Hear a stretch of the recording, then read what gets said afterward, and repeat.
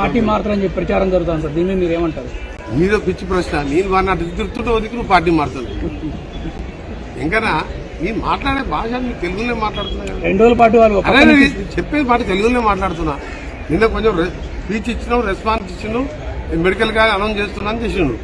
ఈయన మాట్లాడే అవకాశం లేదు. కాంగ్రెస్ అరెస్ట్ చేసినందుకు తినుడు కూడా బైకాట్ చేసి ఆయన భోజనం చేయకుండా ఉదయంకెళ్ళి టిఫిన్ లేకుండా పోలీస్ స్టేషన్ పోతుంది.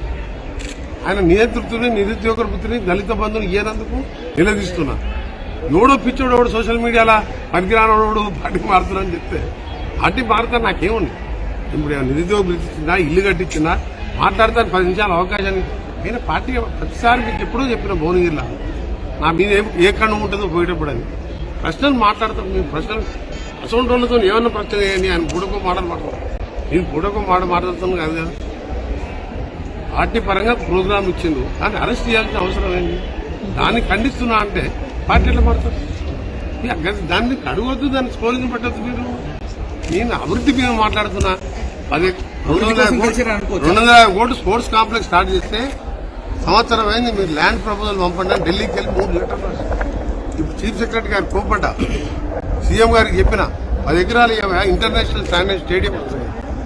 ఎయిమ్స్ ఎవరు పట్టించుకోకపోతే 790 కోట్లు తీసుకొచ్చి టెండర్లు పెట్టించిన ఎయిమ్స్ బిల్డింగ్ స్టార్ట్ చేయించిన.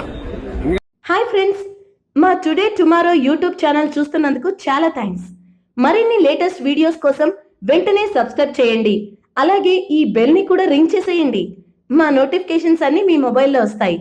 అలాగే మా వీడియోస్ మీకు నచ్చితే లైక్ చేయండి, షేర్ చేయండి, నచ్చకపోతే కామెంట్ చేయండి.